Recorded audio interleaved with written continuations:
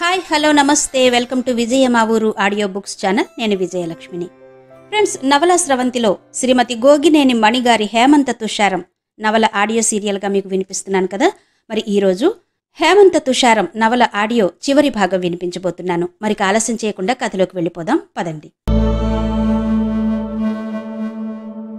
వసుంధర వచ్చి, మా ఇంట్లో మీకోసమే నేను భోజనాలు ఏర్పాటు చేశాము, మనము కానిచ్చేద్దాం రండి అనడంతో అక్కడున్న వాళ్ళు డైనింగ్ టేబుల్ దగ్గర చేరారు. మీనాక్షమ్మ భోజనం చేస్తూ ఎంతో పరిచయం ఉన్నట్టుగా వసుంధరతో మాట్లాడడం మహాలక్ష్మికి కొంచెం ఆశ్చర్యంగానే ఉంది. ఈ దోసకాయ పప్పు చాలా రుచిగా ఉంది. ఈ అప్పడాలు కొన్నవేనా, తయారు చేయించారా? కొబ్బరికాయ మరీ ముదురుగా గాని లేతగా గాని కాకుండా ఉంటే కొబ్బరి పచ్చడి ఇలా రుచిగా కుదురుతుంది. పులుసు కూడా ఇంగువ తాలింపుతో ఎంత కమ్మగా ఉందో.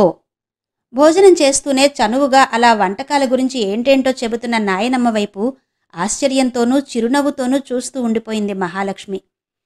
ఏదో నాకు చేతనైనట్టుగా చేశాను, మీరు బావున్నాయని అంటున్నారు. ఏదో బాగా చెయ్యాలని ప్రయత్నిస్తుంటాను గాని సాధారణంగా అంత బాగా రావు. మా అబ్బాయి వంకలు పెడుతూనే ఇష్టంగా తినేస్తుంటాడు. సాధారణంగా నేనే చేస్తాను, ఇద్దరమేగా. ఎప్పుడైనా ఎవరైనా వస్తుంటే మాత్రం ఇదిగో ఈ సుగుణమ్మని సాయానికి పిలుస్తాను. మీనాక్షమ్మ మాటలకు బదులుగా వసుంధర మాటలు కలిపింది.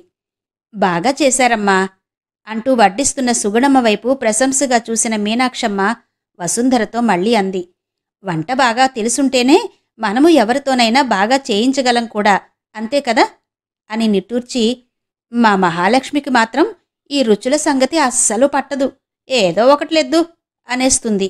ఉద్యోగాలు చేస్తుంటే మాత్రం తినే తిండి పట్ల కొంచెం శ్రద్ధగా ఉండాలని చెబుతుంటాను, కానీ చెవిన పెట్టదు అంది. మా అబ్బాయికి మాత్రం వంట సంగతి పర్వాలేదు గాని వడ్డించే వాళ్ల మాటల్లో మాత్రం రుచులు తప్పనిసరిగా ఉండాలంటాడు అంది వసుంధర. ఆవిడ మాటలు పూర్తి కాకుండానే మీనాక్షమ్మ, మాటల్లో రుచులేంటి అని అడిగింది. వసుంధర చిన్నగా నవ్వింది. అలా ఏవో అల్లరి మాటలు వాడికి అలవాట్లేండి. వడ్డిస్తూ ప్రేమగా మాట్లాడితే ఏదైనా సరే ఆ వంటకం తీయగా పాయసంలా ఉంటుందట, గట్టిగా మాట్లాడితే ఘాటుగా కారం వంటకంలా అనిపిస్తుందట. బావుంది, మాటల చమత్కారం ఉంటే చాలన్నమాట అంటూ మీనాక్షమ్మ చిరునవ్వు చిందించింది. తీపి కారం చెప్పారు, మిగతా రుచుల కోసం ఎలా మాట్లాడాలో అది చెప్పరా అని అడుగుదామనుకుంది. కాని బావుండదనుకుంటూ తల వంచుకుని భోజనం ముగించింది మహాలక్ష్మి. వసుంధర మహాలక్ష్మి దగ్గరకొచ్చి ఓ కవర్ అందించింది. రాత్రి కూర్చుని ఏదో రాసుకుంటుంటే ఏమిటని అడిగితే నీకే ఉత్తరమని చెప్పాడు. రేపు మనింటికే వస్తున్నారు కదా అంటే ఉత్తరంలో అయితేనే చెప్పాలనుకున్నది వివరంగా చెప్పగలనని అన్నాడు. ఇక పోస్టు చేయడం ఎందుకని నేనే నీకు అందచేస్తానని చెప్పాను. ఇంటికి వెళ్ళాక తీరిగ్గా చదువు మహాలక్ష్మి చిరునవ్వుతో ప్రేమగా అందావిడ. మహాలక్ష్మి తల ఊపుతూ వెంటనే ఆ కవర్ను తన హ్యాండ్ బ్యాగ్లో పెట్టేసుకుంది. కాసేపు ఉండమని ఆవిడడిగినా మరోసారి కలుస్తాంగా అంటూ బయలుదేరారు. కారు బయలుదేరిన కాసేపటికి మీనాక్షమ్మని, ఏంటంత సరదాగా చనువుగా కబుర్లు చెప్పేశావావిడితో అని అడిగింది మహాలక్ష్మి. బావుంది, బంధుత్వం కలుపుకోబోతున్న వాళ్ళం, ఆ మాత్రం కలివిడిగా ఉండమా? మీనాక్షమ్మ మనవరాల్ని ఎదురు ప్రశ్నించింది. ఏమన్నావ్? బంధుత్వమా? ఆశ్చర్యంగా చూసింది మహాలక్ష్మి. ఏంటో నీకింకా అర్థం కాలేదని నన్ను నమ్మమంటావా? నాకన్ని విషయాలు వాళ్ళు వివరంగా ముందే చెప్పారు. నాగసుందరి మరి నీతో మాట్లాడిందేంటి? హేమంత్ కూడా ఏదో వివరంగా ఆ ఉత్తరంలో రాసే ఉంటాడ్లే, అందుకే కదూ నువ్వింటికి వెళ్తామని అంత తొందరపడ్డావు, నన్ను బయలుదేరదీశావు అందావిడ. మహాలక్ష్మి ఆవిడ వైపు చురచురా చూసి, చాలే ఇంటికెళ్ళాక మాట్లాడుకుందాం అని ముగించేసింది. ఇంటికి వెళ్ళగానే, రా మీ అమ్మా నాన్నలకి అక్కడి విశేషాలు చెప్దాం అన్న నానమ్మ మాటల్ని వినిపించుకోనట్టుగా తన గదిలోకి వెళ్ళిపోయింది మహాలక్ష్మి. మీనాక్షమ్మ మొహంలోకి ముసిముసి నవ్వులు వచ్చాయని గమనించినా లెక్క చేయలేదు. ఏం రాశాడో హేమంత్ అనుకుంటూ తొందరపడింది. గది తలుపులు చేరవేసి తీరిగ్గా కూర్చుని అంటించిన కవర్ను చించి కాగితాల్ని బయటకు తీసి చదవడం మొదలుపెట్టింది.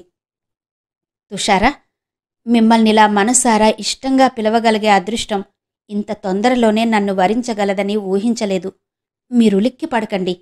మీరే తుషారాని నాకెలా తెలిసిందని, ఎప్పుడు ఎలా అన్నది అనవసరమే.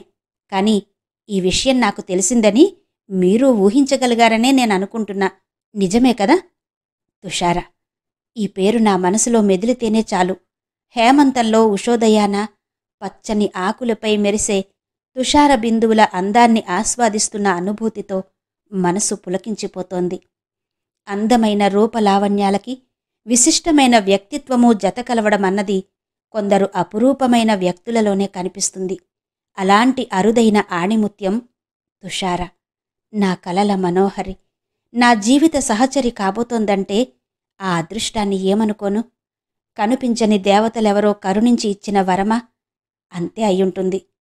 మీకోసారి చెప్పానుగా, ఊహాలోకాల విహారయాత్ర నాకలవాటని. ఇక ఇప్పుడు జంటగా విహరించే తరుణం వచ్చేసింది. అవునండి, ఏకాంత శిశిరానికి సెలవు చెప్పేసి నిత్య వసంతానికి స్వాగతం చెబుదాం జంటగా. ఇక మీ అపోహలకి నా వివరణ వినండి. నాకు నచ్చిన వ్యక్తిలో నేనున్నానా లేదా అన్నదే నాకు ముఖ్యం. అంతవరకే నాకు అవసరం గాని వారి మునుపటి పరిస్థితులేంటన్నది అనవసరమే కదా. కులం గోత్రంతో పనిలేదు. పెళ్ళై విడిపోవడం, మోసపోయి ఒక బిడ్డకు జన్మనిచ్చి తల్లి కావడం, మనసుకు నచ్చిన అమ్మాయి విషయంలో ఇలాంటి అభ్యంతరాలుండకూడదనేది నా సిద్ధాంతమే. అయితే అలాగని పనిగట్టుకుని అభ్యుదయం కోసమో లేక మేలు చెయ్యాలనో పెళ్లికి అంగీకరించడం మాత్రం సరికాదు. కేవలం మనసుకు నచ్చితేనే జీవితంలోకి ఆహ్వానించాలి. లేకపోతే ఇంకో విధమైన సహాయంతో సరిపుచ్చుకోవాలి. ఇది నా ఉద్దేశం మాత్రమే అనుకోండి. మా ఇద్దరి మనసులోనూ వేరే వేరే వ్యక్తులున్నారనే విషయం తెలియక నాగసుందరిని కోడలిగా స్వీకరించే విషయం అమ్మ మీతో సంప్రదించింది. అంతే. ఆ తర్వాతనే మేమిద్దరం మా నిర్ణయాలను అమ్మకు తెలియచేశాం. ఇదండి సంగతి. ఇంకో విషయం కూడా చెప్పాలి. ఆ రోజు మీరు చెప్పిన పెళ్లి విషయం విని షాక్కి గురయ్యానని మీరనుకుని ఉంటారు. ఆ విషయం నాకు ముందే తెలిసినా అలాంటి దిగ్భ్రాంతి ఎందుకు కలిగిందో అది చెప్పాలిగా. నాకెందుకోగాని మనసులో ఓ మూల సందేహం ఉంది. నా పట్ల మీకు సుముఖత లేదేమోనని. కానీ మీరు అయిష్టత వ్యక్తపరచకుండా మీకు పెళ్ళయిందనే వార్తే ఆటంకమన్నట్టుగా ఆ మాట చెప్పేసరికి నాకు కలిగిన ఆశ్చర్య ఆనందమది. ఆ మాట నేనే చెబుతున్నాను కనుక నమ్మాలి. మరి ఏ విషయమైనా ముఖాముఖి మాట్లాడుకుంటేనే ఒకరి అభిప్రాయం మరొకరికి స్పష్టంగా తెలుస్తుంది. మరొకరి ద్వారా తెలుసుకునే ప్రయత్నం చెయ్యకపోవడమే మంచిది. ఇదెందుకు చెబుతున్నానంటే, మీ నాన్నమ్మగారి ద్వారా మీకు ఇష్టమేనని, పెద్దల అనుమతి ఉంటుందని తెలిసింది. అది మీ ద్వారా కూడా వినాలని. అంతే. నేను మిమ్మల్ని ఇష్టపడుతున్నాననే విషయం నా స్నేహితులు 2-3 పసిగట్టి నాకు చెప్పకుండానే మీ వివరాల సేకరణ ప్రారంభించారు. మీ ఊరి పేరు కనుక్కోగలిగాక కొన్ని వివరాలు తెలుసుకుని నా చెవిన వేశారు. అయితేనే మీ పట్ల నాకున్న ప్రేమ మరింత పెరిగిందే తప్ప వెనక్కి తగ్గలేదు. మీరు మీ వివరాలన్నీ చెప్పినప్పుడు నాకు ముందే తెలుసని అనడం కంటే మీ ద్వారానే మీరు చెప్పదలుచుకున్న వివరాలన్నీ విందామనే ఆలోచనతో మాత్రమే మిన్నకుండిపోయాను. మనసులోని ప్రేమను వ్యక్తీకరించగలగడం నేర్పు అందరికీ ఉండదు. అందుకే ఏం రాయాలో తోచక తికమక పడుతున్నా సుమండి. మీ కథలు చదవడం వల్లనే ఎంతో కొంత భావ వ్యక్తీకరణ అలవడిందని ఇన్నాళ్ళు అనుకుంటూ వచ్చాను. కానీ ఇప్పుడు ఈ ఉత్తరం రాస్తుంటే మాత్రం అది నిజం కాదని తెలుస్తోంది.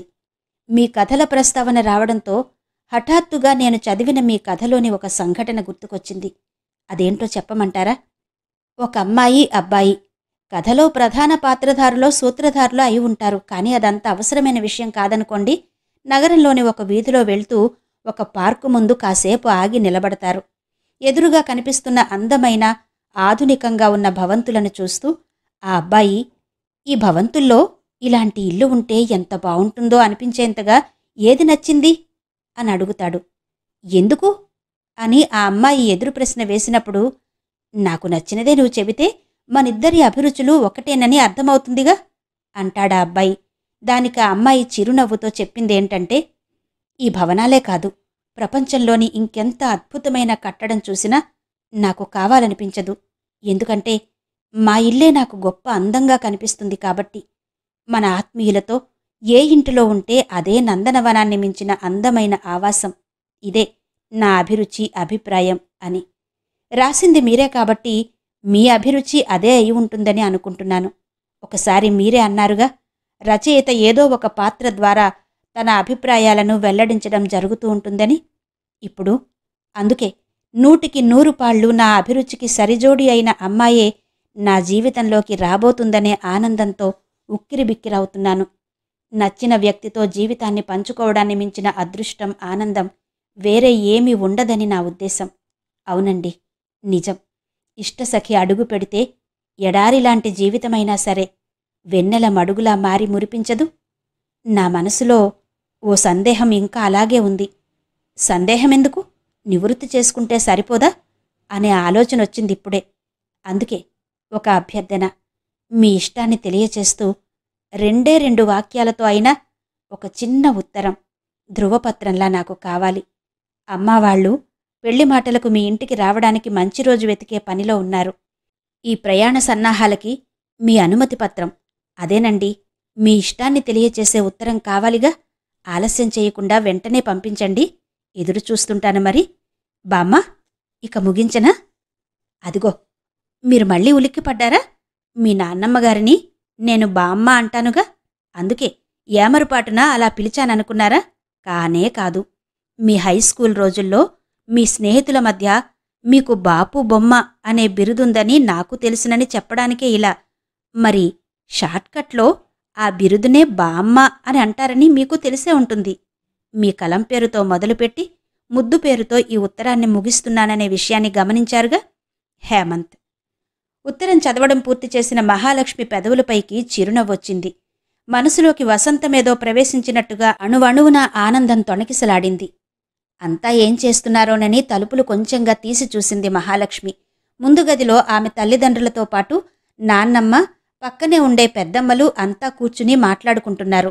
వాళ్ల ముందుకు వెళ్లడం అనవసరమనుకుంటూ చెవి ఒగ్గి మాటలు వింది. వాళ్లని మనింటికి రమ్మని పిలిచే ముందు బుల్లెమ్మాయిని తనకి ఈ సంబంధం ఇష్టమో కోదా ఓ మాట అడిగితే బావుంటుందిగా. తల్లి మాటలవి. మీనాక్షమ్మ వెంటనే ఠకీమని సమాధానం చెప్పేసింది. తనకిష్టమేనని నేను చెబుతూనే ఉన్నాగా. పదే పదే ఆ విషయాన్ని అడగాల? చెప్పడానికి తనకి మొహమాటంగా ఉండదు. నిజంగా దానికిష్టం లేకపోతే మన ప్రయత్నాలకి చిరాకు పడదు. మౌనంగా ఉందంటే తనకి ఇష్టమని అర్థమేగా. ఇంకెవరో అన్నారు. అది సరే, రేపో మాపో వాళ్ళొచ్చినప్పుడు ఏం చెప్పాలో అందరూ ముందే ఆలోచించుకునుంటే మంచిది. లేకపోతే అందరిది తలో మాట అవుతుంది. పెళ్లి ఏర్పాట్ల గురించేగా. అంతే, ఇంకే ఉంటాయి. అన్ని విషయాలు అందరికీ నచ్చాక ఇక పెళ్లి ఎప్పుడు, ఎక్కడ, ఎలా అన్నదే కదా మిగిలింది. ఇంకెక్కడా? మన ఊళ్ళో, మనింటి ముందే. అలా వద్దు. అక్కడ పట్నంలో ఏదైనా పెద్ద హాలుగాని సత్రంగాని తీసుకుంటే బావుంటుంది. వాళ్లకి బావుంటుంది. వాళ్ల బంధువులందరూ ఆ ఊళ్ళో దగ్గర చుట్టుపక్కల ఊళ్లలోనే ఉన్నారని అన్నారుగా. మనము కొద్దిమంది వెళ్తే సరిపోతుంది. మీనాక్షమ్మ మళ్లీ చెప్పింది. అందరం కూర్చుని ఆ విషయాలన్నీ ఆలోచించి నిర్ణయించుకోవచ్చు. అందరికీ ఏ పద్ధతి వీలుగా ఉంటే అలాగే చేద్దాం. వాళ్లతో మనకెటువంటి పేచీలు ఉండవని నాకు బాగా తెలుసు. అవునవును, ఆ మాట విన్నాం. వాళ్ళు మనల్ని ఇబ్బంది పెట్టకూడదని, ఎలా పెళ్లి చేసినా పర్వాలేదని అనొచ్చు. అయితే మనకి మాత్రం ఏం లోటు? ఘనంగానే ఏర్పాట్లు చేయగలం కదా. అలా వాళ్లందరి మాటల్ని విన్న మహాలక్ష్మి తలుపులు మళ్లీ చేరవేసి లోపలికొచ్చేసింది. ఆ వివరాలన్నీ తనకు అనవసరమేననుకుంటూ. ముందుగా తను చెయ్యాల్సిన పని మాత్రం వేరే. అదే ఆలోచనతో టేబుల్ ముందు కూర్చుని తన లెటర్ ప్యాడ్లోని కాగితం తీసుకుని హేమంత్కి ప్రత్యుత్తరం మొదలుపెట్టింది. మీ ఉత్తరం చదవడం ముగించిన వెంటనే ధృవపత్రం రాయడం మొదలుపెట్టాను. ఆలస్యమైతే పాస్పోర్ట్ లేక మీ ప్రయాణంగాని ఆగిపోతుందేమోనని. పాస్పోర్ట్ అంటే అదేనండి, మీరు కోరిన అనుమతి పత్రం. ముందుగా ఒక మాట, మనసులోని భావాలను వ్యక్తం చేయడం సరిగా రాదంటూనే తీపీకారం సమతూకంలో కుదిరినట్టు మీ ఉత్తరాన్ని తీర్చిదిద్దారు. ఇదేంటని ఉలిక్కి పడకండి.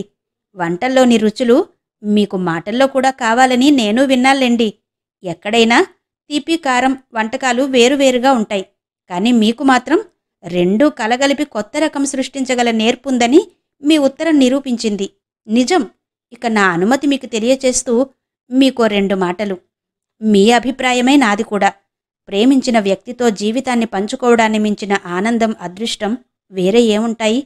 నిరంతరం నా వెన్నంటే ఉండి మిన్నంటే ప్రేమనందిస్తానంటే కాదనగలనా? జీవితకాలం తోడుగా నిలబడి ఒక రస సామ్రాజ్యాన్ని రాసిస్తానంటే వద్దంటానా? మీరు 2 వాక్యాల చిన్న ఉత్తరమైనా సరిపోతుందనంటే నేను మరికొంచెం పెద్దదే రాశాను. వెంటనే పోస్టు చెయ్యాలనే హడావిడితో ముగించేస్తున్నా. మిగతా కబుర్లన్నీ ఎప్పుడో ఏంటో మీరే నిర్ణయించండి, సరేనా?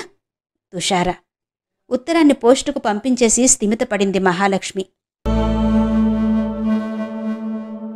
ఆ నవల చదవడం ముగించిన మానస పరుగున నాన్నమ్మ దగ్గరకొచ్చి, ఇదేంటి ఇలా ముగించేశావు? పెళ్లి ఏ పద్ధతిలో, ఎక్కడ, ఎలా జరిగింది వివరాలన్నీ కూడా రాయాలిగా అని అడిగింది. మహాలక్ష్మి చిరునవ్వుతో చూసింది. అలాంటివన్నీ కూడా రాసుకుంటూ పోతే చిన్నది కాదు, ఓ పెద్ద నవలే అవుతుంది. నేనీ మధ్యకాలంలో రాయడం తగ్గించినా నువ్వు అడిగావని నా జీవితానుభవాలను నీకు పరిచయం చేయాలని మళ్లీ చేసిన ప్రయత్నమిది. టీవీలొచ్చి రేడియోల ప్రాబల్యాన్ని తగ్గించేశాయి. ఇప్పుడు సెల్ ఫోన్ల ప్రభంజనం కొనసాగుతోంది. ఇలాంటి మార్పులు చాలానే వచ్చాయి. అయినా మనుష్యులు, వాళ్ల మనస్తత్వాలు, సమస్యలు యథాతథమే. కాలానుగుణంగా ఎదురయ్యే సమస్యలకు మనము ఎదురు నిలబడి పోరాటం చెయ్యాలి. మనకు నచ్చిన దారిలో నడవగలగాలి. పెద్దవాళ్ల అండదండలుంటే ఎలాంటి ఒడుదుడుకులైనా ఎదుర్కొని ముందుకు సాగగలం. అందుకే మన ఆలోచనలు, సమస్యలు అన్నిటి గురించి తల్లిదండ్రులతో పంచుకునే అలవాటు పిల్లలకుండాలి. ఇంతకన్నా చెప్పేదేం లేదు. నాన్నమ్మతో నాకెటువంటి అనుబంధం ఉండేదో అర్థమైందిగా. నాకెందుకోగాని నీతో మాట్లాడుతుంటే నాన్నమ్మే మళ్లీ నాకు మనవరాలిగా పుట్టిందా అనిపించి ఆనందంగా ఉంటుంది తెలుసా అంది మహాలక్ష్మి. అవునే బుల్లమ్మాయి, ఆ భగవంతుణ్ణి వరమడిగి నీకోసమే ఇలా నీ మనవరాలిగా వచ్చాను. కాకపోతే ఇప్పుడు మన స్థానాలు అటు ఇటుగా మారాయంతే తమాషాగా అంటూ నవ్వి మళ్ళీ అంది. ఈ నవలకు ఏం పేరనుకుంటున్నావు? నాకైతే హేమంత తుషారం అనే పేరు బావుంటుందనిపిస్తోంది అంది.